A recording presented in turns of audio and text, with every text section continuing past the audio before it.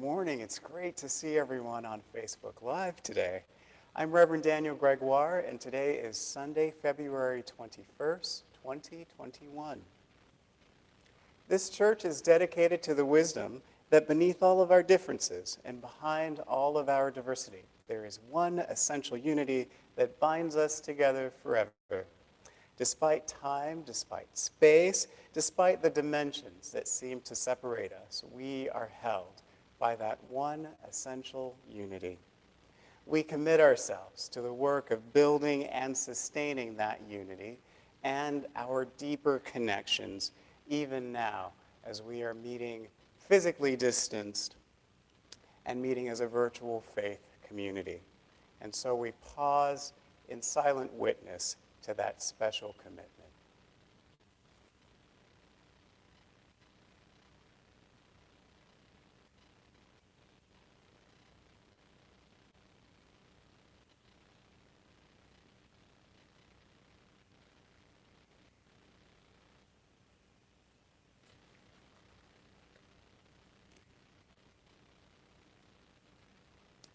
Our prelude music this morning is La Despedida, The Farewell, by Felipe Gutierrez y Espinoza.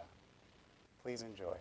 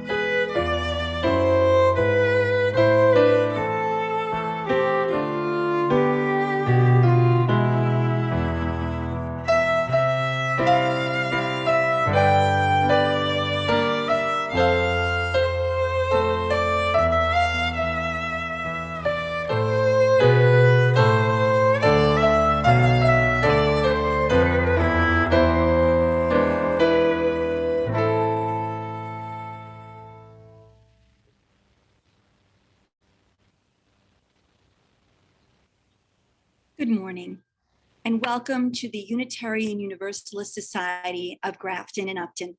I'm Diane Pollard, and I am the worship associate for today.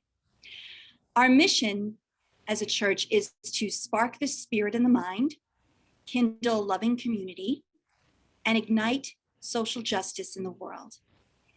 Here at UUSGU, we strive to be a community that affirms, promotes, and celebrates all people, including those of different religious backgrounds, political perspectives, age, education, socioeconomic status, marital status, family structure, affectional and sexual orientation, gender and its expression, racial and cultural identity, ethnicity, national origin, and mental and physical health and ability. Whoever you are, welcome. We are glad that you are part of our online community. Please consult your digital order of service for more information. If you are joining us live on Facebook, please take this opportunity to share this broadcast with your friends in real time by clicking the share button on your screen. A good thing is made better by sharing it. Thank you. To those who are joining us for the first time, please let us know who you are, by filling out the visitor form, our digital mango card. You will find the link in the chat. Our spiritual theme of the month is spirit, which we can feel as the essential quality of community and the perceived power of places. Let's consider this poem related to our theme, entitled Dawn Revisited by Rita Dove. Imagine you wake up with a second chance. Hawks his pretty wares, and the oak still stands, spreading glorious shade. If you don't look back, the future never happens. How good to rise in sunlight, in the prodigal smell of biscuits, eggs and sausage on the grill. The whole sky is yours to write on, blown open to a blank page. Come on, shake a leg. You'll never know who's down there frying those eggs if you don't get up and see.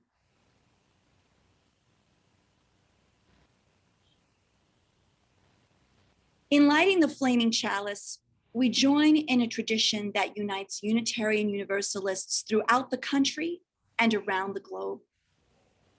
Together, we tend the flame to acknowledge and to celebrate the light of the holy and the brilliance at the core of every person.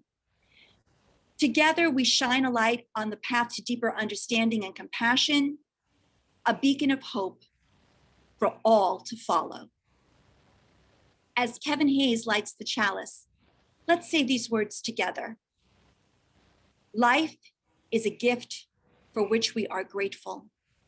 We gather in community to celebrate the glories and the mysteries of this great gift. And now we shall enjoy it sung.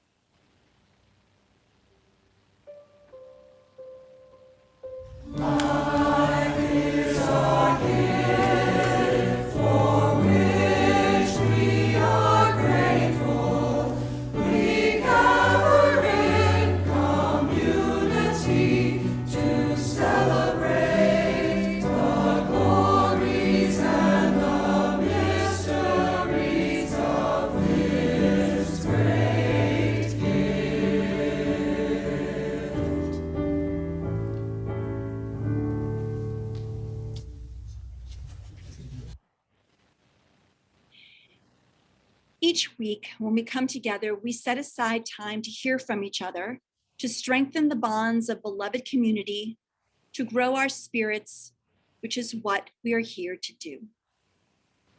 This is the time to share the profound transitions, transformations, trials, and insights that add depth and meaning to our living.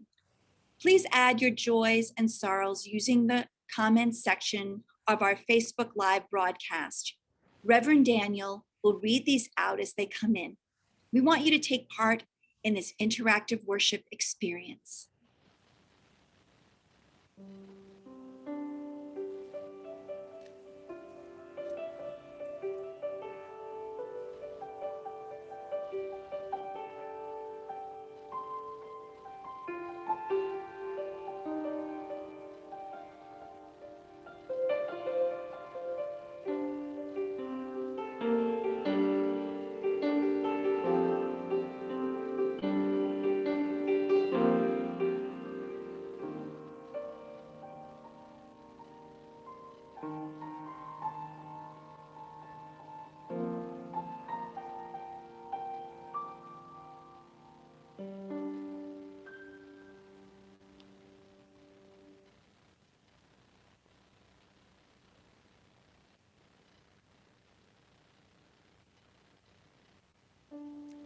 Thank you for that. Barry writes, please hold my cousin in your thoughts and prayers. They lost both parents, Libby and Bill, to COVID within 4 days of each other. We do hold your cousins in our thoughts and prayers, Barry. Ted writes, concerned about Christine's cousin Jack in the ICU at Mass General with COVID. Our thoughts and prayers for Jack and for Christine's family. Diane writes, wishing all teachers, students, and parents a peaceful transition back to school this week. Our thoughts are with all those teachers and students.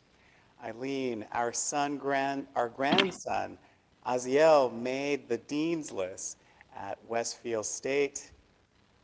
It disappeared there. His first semester. That's quite an accomplishment. Thank you for sharing that. Donna writes, countdown, 27 days until spring. But how many hours? Cindy writes, our daughter Heather's father-in-law is still on a ventilator in the hospital, stricken with COVID. Please continue to hold David in your prayers. We certainly are, Cindy. Thank you for sharing that.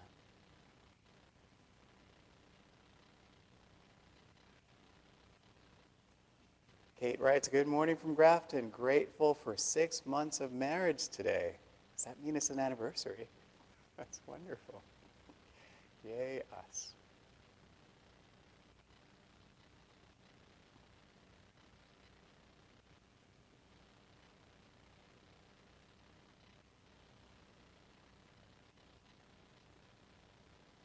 I encourage you to continue sharing those joys and sorrows. They really do add so much depth, texture, and meaning to our lives and to our community together.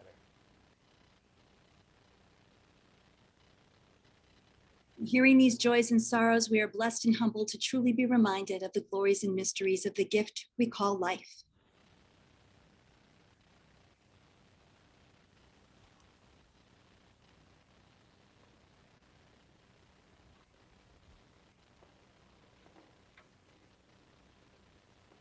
I invite you to join me now in a time of prayer and meditation.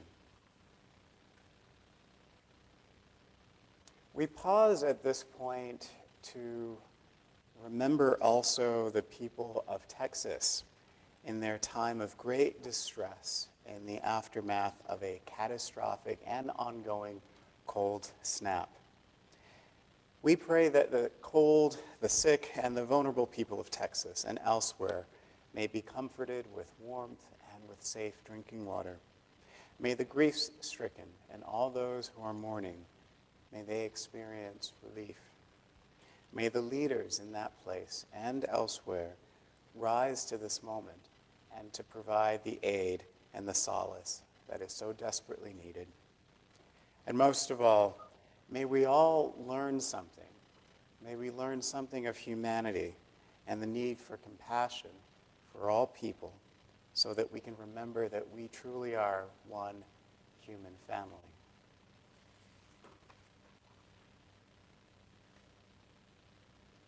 Holy Presence, here we are on the cusp of discovery, on the threshold to spiritual awakening. Help us to see our relationships in a new light.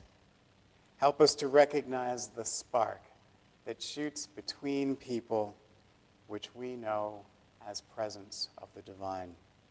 Help us to honor those magnificent magnetic ties that bind us, those ties that will not be broken.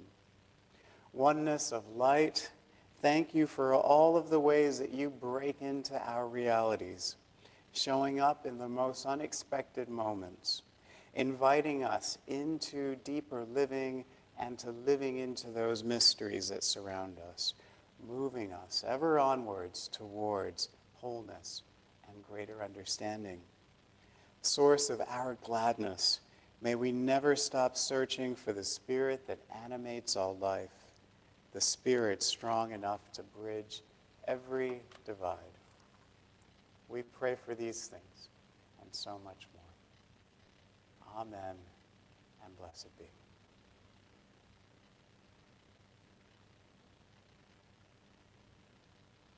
Our hymn this morning is Gather the Spirit. I invite you to join us in singing heartily wherever you are. The words are in your order of service.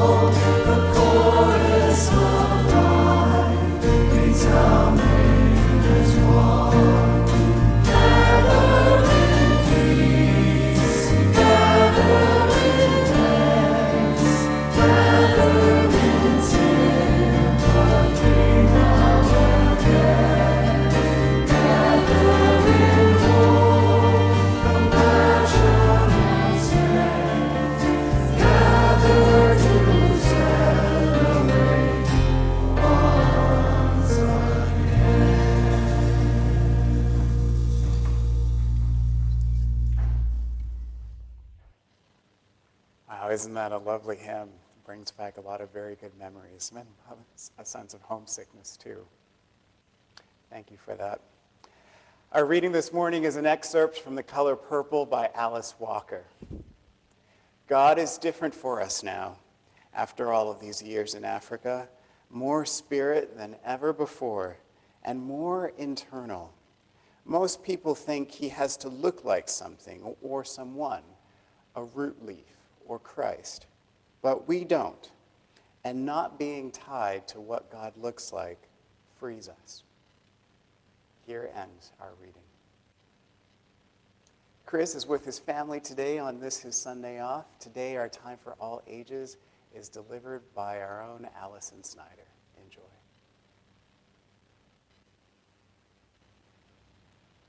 Birth Play Classroom, we learn about the 7 promises of Unitarian Universalism, which show us how to live peacefully together in community. The yellow promise says, yearn to accept and learn about ourselves, each other, and the mystery that some people call God. Reverend Daniel has been talking about spirituality this month, and today he will talk about how, in learning about ourselves and each other and making friends, there can be elements of that mystery that some people call God. The story I'll be reading today is from the book My Best Friend by Julie Fogliano and Jillian Tamaki, and it's about a very special friendship.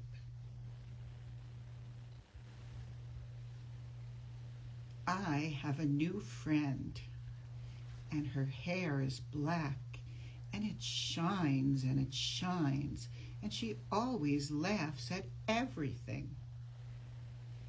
She is so smart, and when I say la la la, she says la la la. And then we laugh and turn our hands into ducks and run away quacking. Quack, quack, quack, quack, quack, quack, quack. Sometimes, when we are feeling quiet, we sit under a big tree, and there's such a magical feeling between us. She is my best friend, I think. I've never had a best friend, so I'm not sure. But I think she is a really good best friend because when we were drawing, she drew me and I drew her, and then we made hearts around it. Did you know that when you have a best friend, it is really fun when you are hiding? But it's hard not to make noise, so we sat scrunched up under the bush and laughed into our knees. I think I know we are best friends because she loves strawberry ice cream, and I hate strawberry ice cream, and yet we are still friends, so that is something good.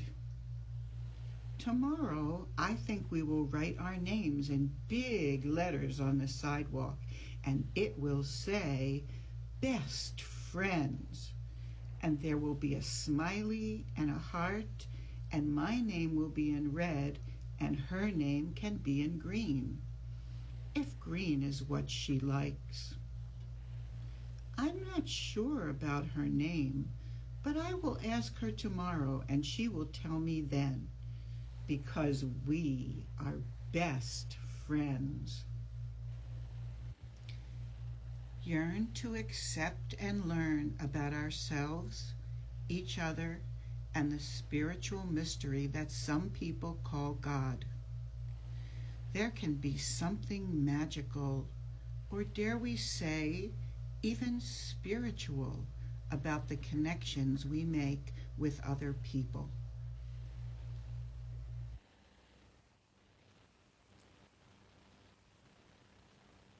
Thank you so much for that, Allison. And that's a story that I hope that we will share with our children in the days and weeks ahead.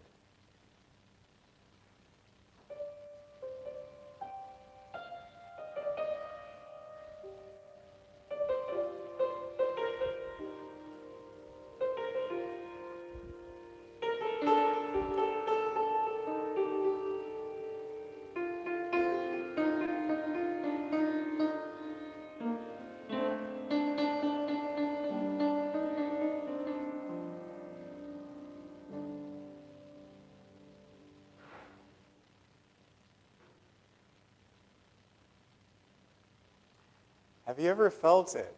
That spark, that jolt of static electricity.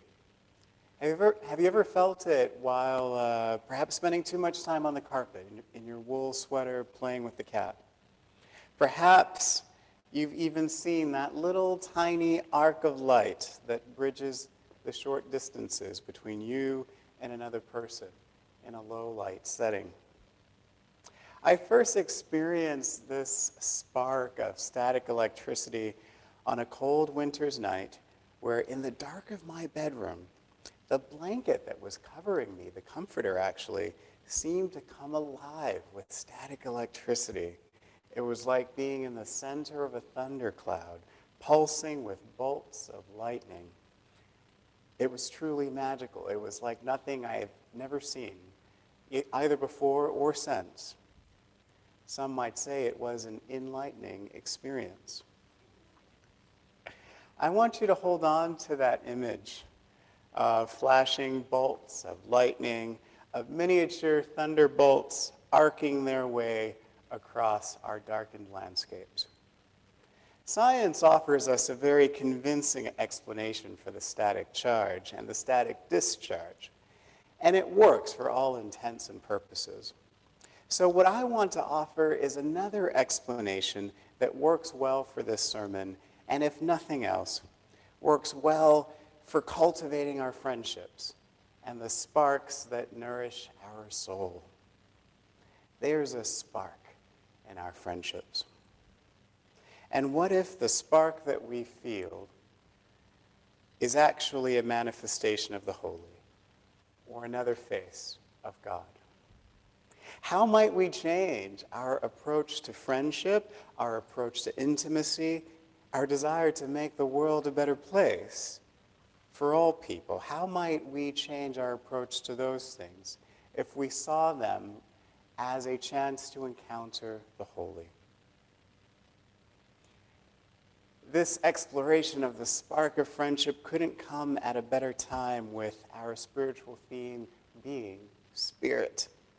Spirit is something that we can understand as the essence of community and the perceived power of places.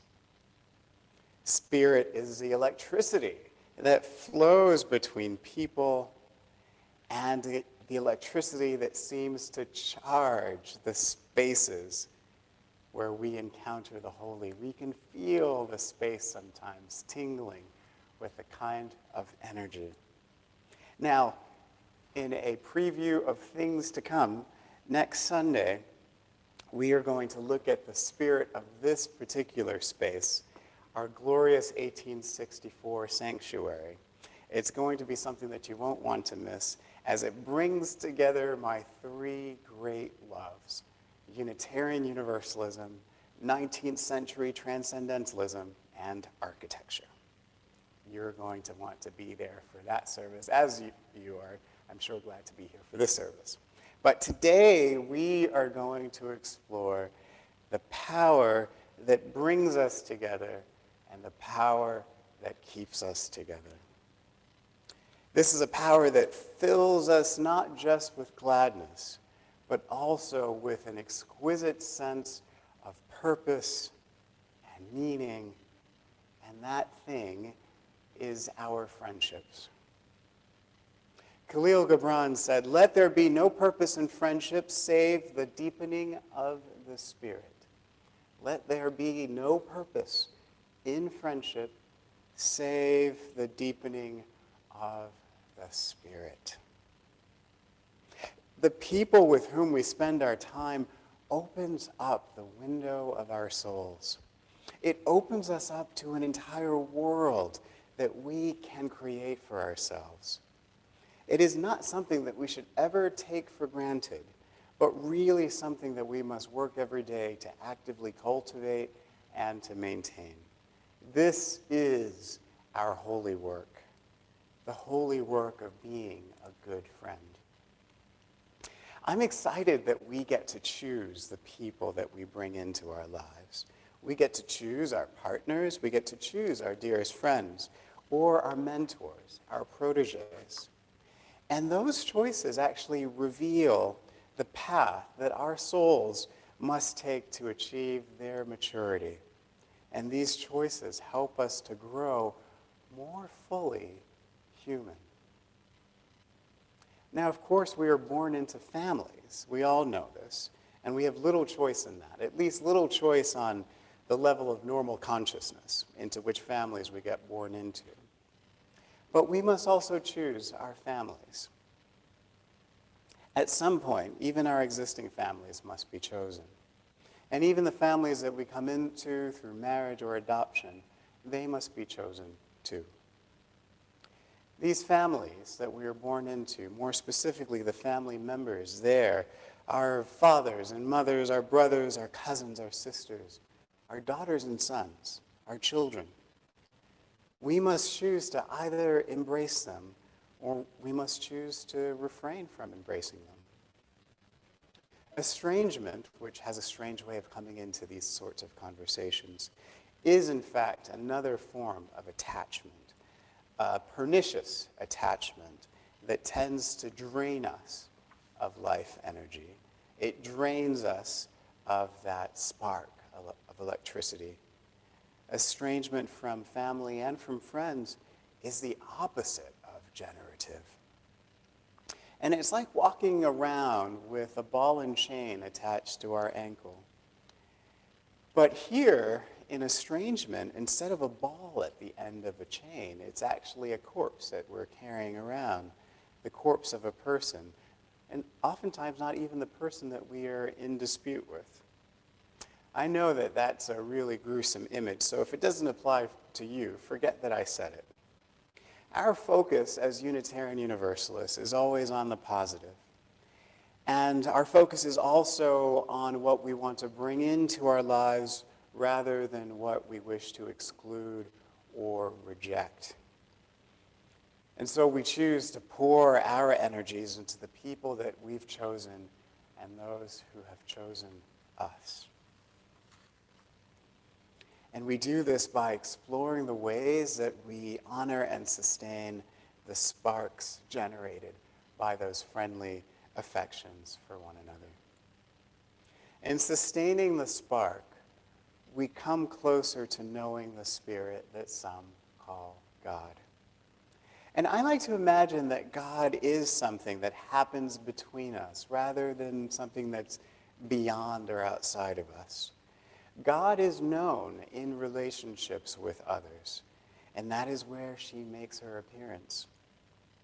It's a bit like a William Blake painting, where a mysterious being with wings outstretched, rising up from the ground, again with outstretched wings, protecting the naked human creatures as a mother hen might protect her most vulnerable chicks. This thing rising up out of the ground with wings sometimes can be referred to as the third body. The third body is taken from the title of a poem by the modern Minnesotan poet Robert Bly. His poem has the same name. In the third body, he writes about two people. In his case, a woman and a man, but it could be any two people. He writes that the two obey a third body that they share in common. They have promised to love that body.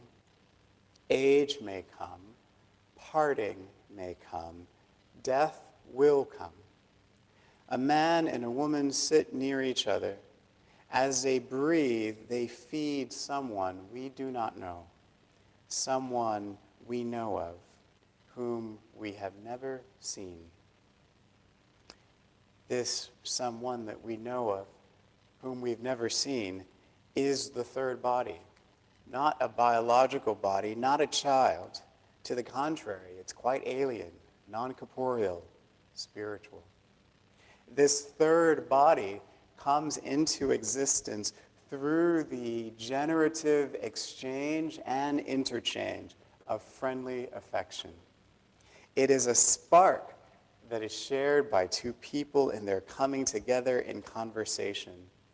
This third body is loved and nourished by that connection. Come what may, come age, come parting, come even death, it will come, but the spark remains. Time and distance cannot extinguish this spark once it is lit and tended, but we must tend to this third body. Sometimes that spark is instant, intuitive, immediate. It flashes before our eyes. But more often than not, this third body must be tended to. We must show up again and again to grow that third body of connection. We grow and we nurture that third body by trusting the process of community building, by being open to new and to different experiences, by showing up and being vulnerable, by sharing from the heart over a period of time.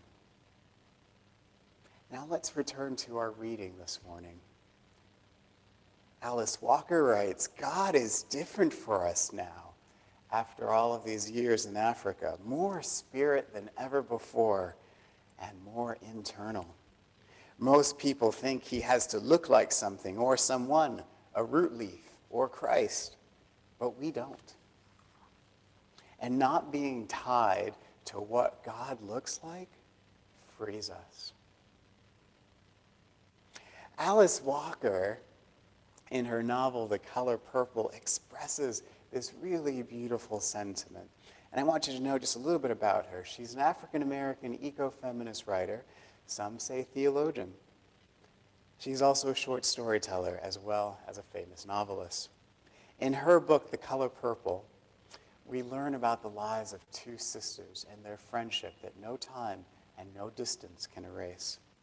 Now, her book, The Color Purple, was made famous by Steven Spielberg's 1985 film adaptation of the story. It was a movie starring Whoopi Goldberg, Danny Glover, and Oprah Winfrey, among others.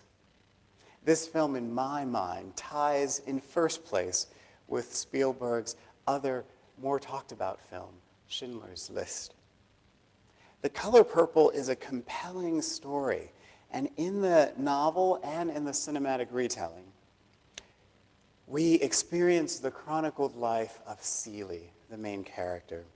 She is an abused and disadvantaged black woman living in the rural South in the early part of the 20th century.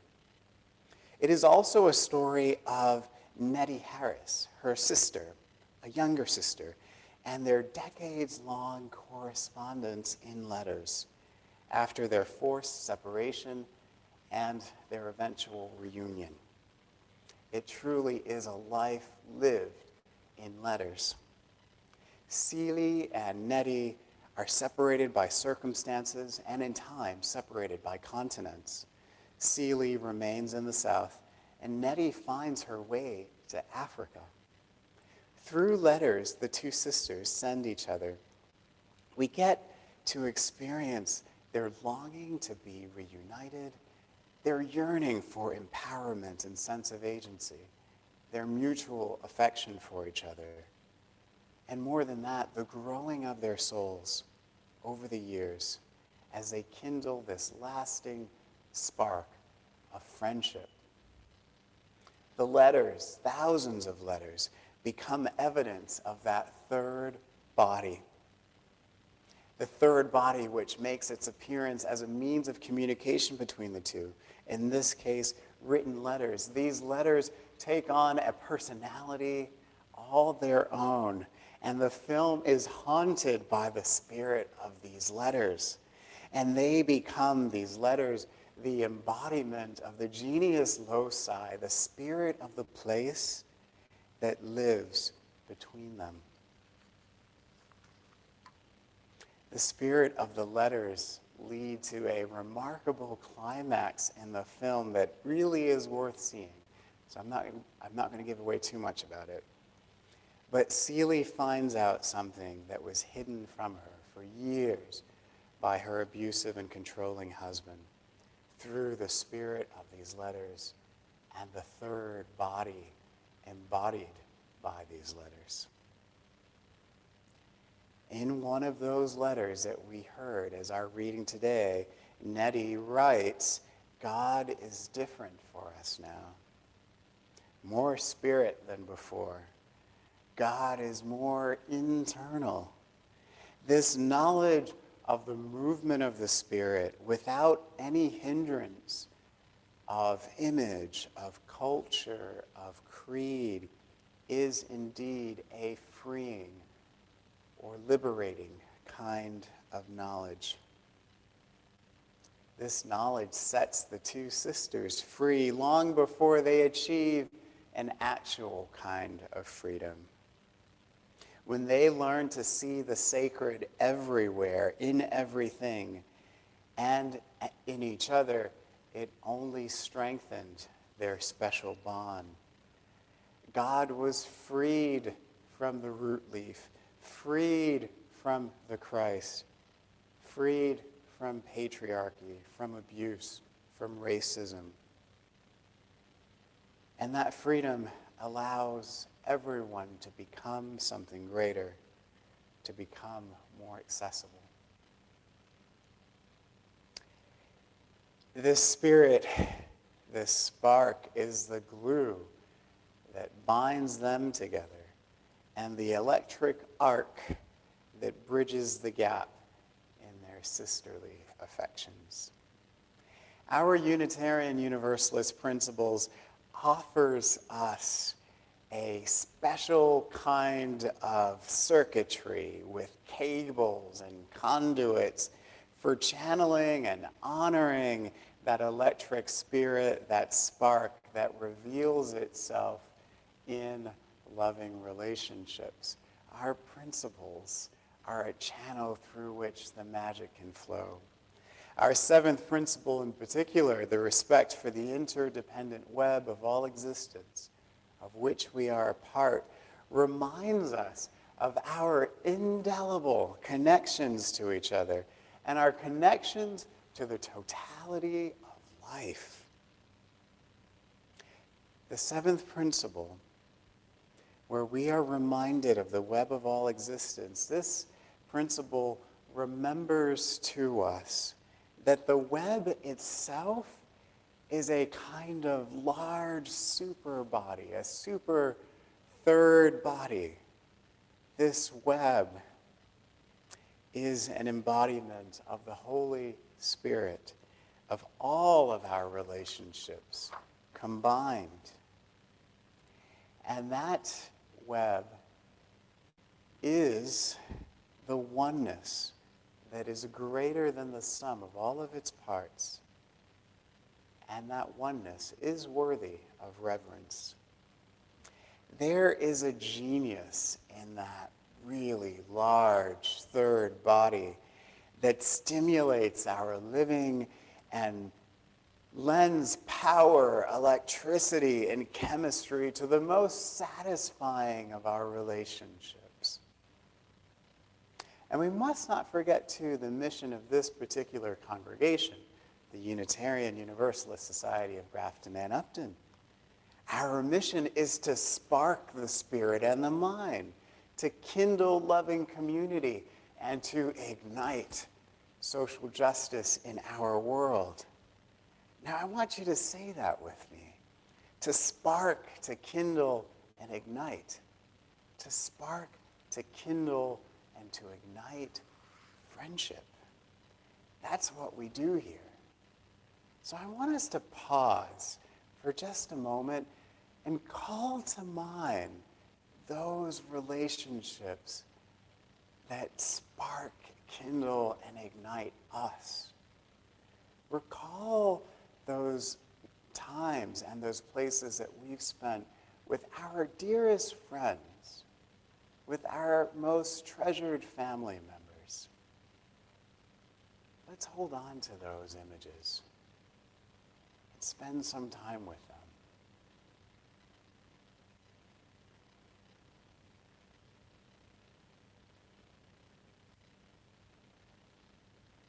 let's feel the spark. Feel the electricity pulsing. And there's tiny iridescent electric arcs bridging the distance between us. The mission of our congregation and the mission of each person in our congregation, each person that chooses to be with us, is to sustaining and to honoring friendships. And we do this by being open to experience. So here we can join a small group to honor and sustain those connections. We can visit with the Women's Wisdom Circle on Wednesday. Yes, that is an alliteration. We can join the men's group. We can spend our time with the Adult Covenant group on Tuesdays or in our youth group, our Tuesday breakfast club, or you can even stay today and perhaps for the first time join us for our fellowship time on Zoom. There are so many ways that we can place ourselves onto the pathways of opportunity and the pathways of connections. Even during this time of physical distancing, we don't need to isolate ourselves. And as we now understand, I hope, there is very little that is life-giving in our isolations, especially our self-imposed exiles. We are here to gather the Spirit and to harvest the power. And I recommend that we do so. I recommend to us that we make a practice of recognizing that spark that we send out to each other, to savor and witness to that electricity that unites us all. We do this by pausing with the ones that we love, sharing the silence of sacred space. We stop, we breathe, we feel. Let us do this. Let us stop, breathe, and feel with those that we love, shifting our awareness in those moments to that mysterious third body, and bringing a sense of reverence to all of our relationships. Let's make a practice of acknowledging that spark. Let's experience gratitude every day as we celebrate the spirit of friendship. Wherever two are gathered, the presence of the Holy Spark is there also. More spirit than before. God is what happens when we come together. May it be so, and amen.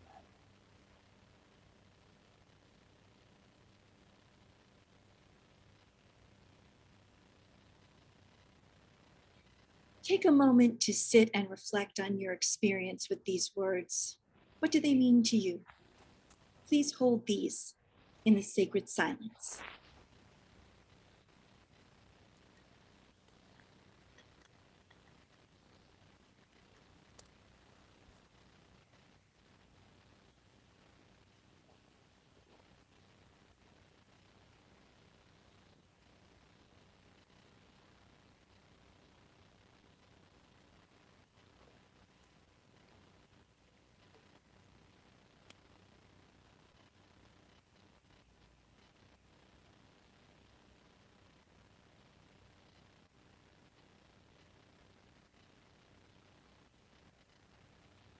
Following today's service in the Zoom Fellowship Hour, we will gather to share our reflections on today's service together in our beloved community. Please join us. We create this community through our donations of time, of talent, and financial support. These donations make possible not only this gathering here this morning, but also the other works of this congregation. Please consult your digital order of service and look for the yellow donate button. Click on that button and be as generous as you can be. You can also find us on Venmo, and you can make donations by visiting our website, UUSGU.org. Please continue to mail your contributions as well. All of this information can all be found on your digital order of service. If you have questions about how to get connected and staying connected to all that is happening at this dynamic church, simply email Vanita at UUSGU.org. Following today's service in the Zoom fellowship time, we will gather to share our reflections on today's service and say hello. I will be your fellowship time host this morning, so please pop on in and say hi.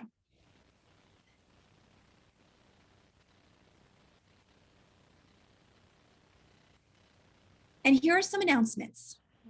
On Sunday, February 21st, today, the youth group will be meeting at 2 p.m.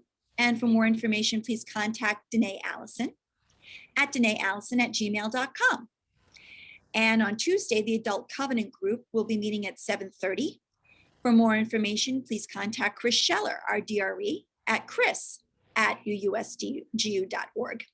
And on Thursday, February 25th, is our Finance Committee meeting at 7:30. And for more information, please contact Dave Nichols at 508-451-3613 or nicholsdavid0@gmail.com.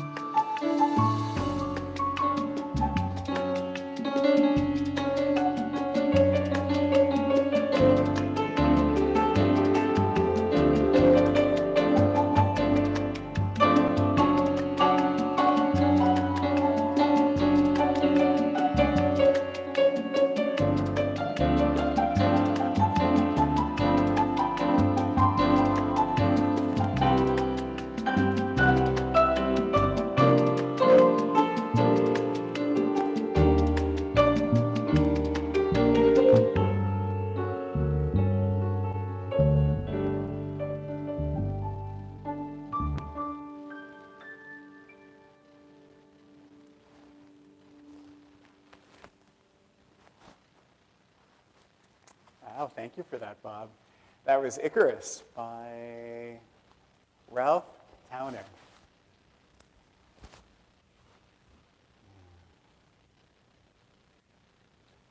Our task is to remember the spark, is to seek it out, and to sustain it, to honor it in our friendships. We have an opportunity here. We have an invitation, really, to bring a sense of reverence to all of our relationships. And we can do that by stopping, by breathing, by giving thanks, by feeling, just putting ourselves really in the opportunity, in the way, the pathway of opportunities. And how amazing is it that our 7 Unitarian Universalist principles provide us with that special circuitry, the cables and the conduits for making those connections.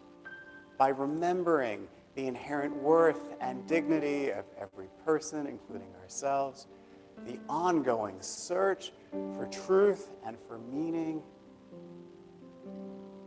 by remembering to us that interdependent web that is larger than ourselves, that third body that contains all life and all existence, and that contains us too, and that serves as a pathway for deeper understanding and connection between people, between friends.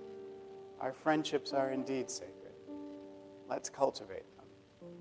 If you find yourself in sympathy with those values that serve as the circuitry for our faith tradition, I want you to know that you are seen and that you are loved and that you are indeed in the right place, even as we are meeting in this online format. I invite you now also to connect with that light in our flaming chalice, because that light is ours to carry out into the world. So we extinguish it here so that it could go brighter internally.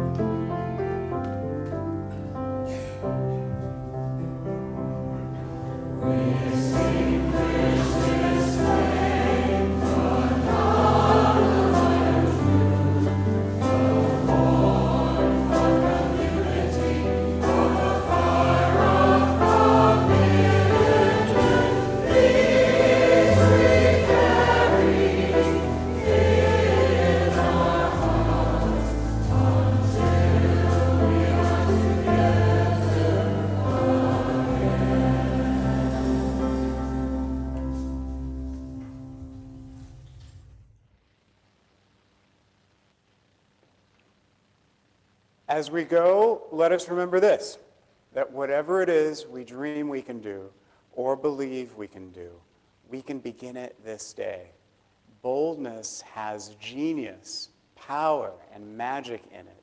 So let us be bold in our living, bold in our loving, bold in our giving, and bold in our forgiving, so that the world awaited becomes more nearly the world attained.